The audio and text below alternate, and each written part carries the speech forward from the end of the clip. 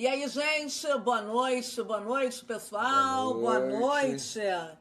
Como nós colocamos aí, o que acontece? Há mais de 2 anos que isso aconteceu, então após 2 anos, hoje eu venho aqui me pronunciar sobre o caso Flor de Lis. E eu não posso ser parcial, né, gente? Eu sempre publico nas minhas redes sociais casos de pessoas que foram presas, né? Eu preciso ser sempre imparcial. Então eu esperei todo esse tempo para me pronunciar porque eu não queria me precipitar. Então deixa eu contar aqui para vocês, fazer um resumo mais ou menos, né, da história. Há mais ou menos uns 15 anos atrás, né, filho? Eu e meu marido, nós conhecemos a Flor de Lis e o pastor Anderson do Carmo, através da empresa que trabalhávamos e também da gravadora da Flor de Lis. Na verdade, nós nunca fomos amigos, né, pessoais da Flor de Lis e do pastor Anderson. Para vocês terem uma ideia, nós fomos à casa da Flor de Lis apenas uma vez, né, quando houve a fatalidade com o pastor Anderson. Fora isso, nunca tínhamos ido. Mas durante todo o tempo que nos encontrávamos, né, em eventos, entrevistas, transmissão de eventos lá do Sim, na Cidade do Fogo, a gente sempre via o pastor Anderson quanto a Flor, a gente via neles um casal normal. Normal, sempre juntos, né? Enfim, um casal normal como todo mundo. E ele é até muito carinhoso com ela. Sempre muito carinhoso, enfim. E ela também é um casal normal. Só que de repente acontece toda essa história que vocês sabem. E eu nunca entendi a razão de tudo isso. Nunca entendi. Se vocês me perguntarem assim, Rosane, você já presenciou alguma discussão entre o casal, entre eles dois? Eu vou responder para vocês que não. Nem eu, nem meu marido, né, filha? A gente nunca presenciamos. Nem queixa dele. Então, assim como a maioria das pessoas, nós também ficamos muito surpresos com tudo que aconteceu. Durante a nossa campanha eleitoral, nós chegamos a fazer, né, algumas caminhadas com a Flor, juntas. E a história de vida da Flor, na verdade, o filme da Flor de Lis, as canções da Flor de Lis, que por muitas vezes eu mesmo cantei, né, que muitas das vezes abençoou também minha vida. O filme, enfim, a trajetória dela sempre foi admirada por mim, né, e por grande parte do Brasil que está nos assistindo, desse Brasil afora. E durante todo esse tempo que nós tivemos um pouco mais próximo ao casal Flor de Lis e pastor Anderson, nós nunca vimos nada que desabonasse a conduta moral do pastor Anderson. Eu sempre fui muito respeitada por ele, né? Nunca vimos ele com desrespeitando qualquer pessoa, inclusive mulheres. Nós nunca vimos, né, filho? Eu nunca vi, meu marido nunca viu. E a verdade é que acontece também que quando alguém tem uma fama, né? Alguém costuma falar, rola-se uma fama, né? Fulano é esse. E a gente nunca ouviu falar nada desse respeito dele também. Então, ele sempre era muito agradável, organizado, competente, enfim. E ele sempre realizava tudo com excelência. Inclusive, os eventos da igreja, onde todos nós éramos muito bem recebidos, enfim. E a Flor de Lis, ela sempre foi muito tímida, né? Sempre muito reservada, sempre muito calada. Ela nunca foi muito dada à conversa, não só comigo, como no geral. Ela nunca foi falante, né? Então, eu particularmente poucas vezes conversei, porque realmente ela não era dada muito à conversa. Era aquele jeito dela que a gente sempre respeitou. É o que eu sempre digo, o coração do homem, isso Deus conhece, né? Mas a gente está falando aqui do que a gente presenciou, do que a gente viveu, do que a gente viu. E hoje, qual é a minha intenção nessa live? Primeiro dizer que é um dia lamentável. É um dia lamentável, triste, especial para o Evangelho. E é por isso que eu estou aqui. Por conta do Evangelho. Porque eu preciso falar aqui com aquelas pessoas que foram, de alguma forma, abençoadas pelo ministério da Flor de Lis, do pastor Anderson do Carmo. Gente, não há como negar que as canções, que as pregações do pastor Anderson, as canções da Flor, abençoaram muita gente. Não há como negar isso. E nesse momento, durante tudo isso que aconteceu, quem perde mais, tudo isso é o reino. E eu quero, nessa live, falar para você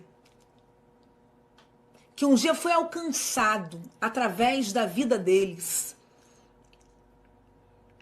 Por favor, não permita que a decepção, seja com qualquer pessoa, né, faça você se afastar da comunhão com Deus. E eu não estou aqui, gente, para entrar no mérito de quem fez, quem não fez. Eu não estava lá. São os órgãos competentes que estão tratando disso. Agora, é claro, nós servimos a um Deus que tudo sabe, um Deus que tudo vê, né? Então, diante de Deus nada fica oculto. Então, quem sabe é Ele. E aqui na terra é a justiça que está conduzindo. E eu peço a Deus aqui nessa live de todo o coração, sabe? Todos os dias quando eu acordo, eu falo para Deus, Senhor, guarda a minha mente e o meu coração. Então eu peço a Deus que nos sustente, que sustente a mim, que sustente a você que está assistindo essa live. Porque o diabo ele veio matar, roubar e destruir. E eu não quero aqui apenas espiritualizar, não. Eu só quero dizer que todos nós precisamos fechar as brechas.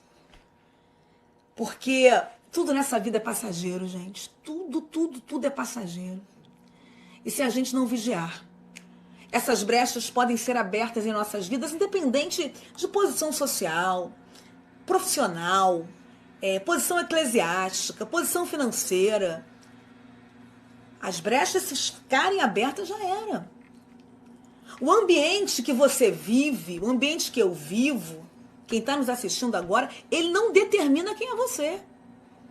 Mas as nossas decisões, sim. As nossas decisões, elas determinam quem somos nós. Então, nós precisamos estar sempre vigilantes. Principalmente nós, como igreja de Cristo. A gente sabe que, como diz Paulo, a nossa natureza ela é pecaminosa. Não basta a gente simplesmente conhecer, né? Conhecer e defender a palavra. É necessário a gente praticar por um viver, um amor de Deus, um amor de Cristo. Então, a minha oração hoje é que nada nos afaste de Deus. Nenhuma sedução. Seja de poder, seja por dinheiro, seja fama, seja onde for, seja onde você estiver. Porque tem gente que se perde no muito, tem gente que se perde no pouco. Tem gente que que não se perde nem no muito nem no pouco. Porque na verdade não vale a pena. A única coisa que vale a pena é a nossa eternidade. Porque eu falei, tudo aqui é passageiro. A eternidade vale a pena. Então, isso que eu estou falando para vocês, eu também estou falando para mim, na verdade. Né? Lá em Gálatas 7 diz porque a carne luta contra o espírito. O espírito luta contra a carne. E esses dois, eles se opõem um ao outro, né? Pra gente não fazer o que a gente quer. A carne e o espírito, elas se confrontam todos os dias. A verdade é que tanto a carne quanto o espírito lutam contra a lei natural da nossa mente. A gente precisa sempre, independente de ser cristão ou não cristão, a gente precisa fechar as brechas. A gente precisa pedir todo dia para Deus guardar nossa mente, o nosso coração. E a gente precisa pedir todo dia discernimento do espírito, sabedoria.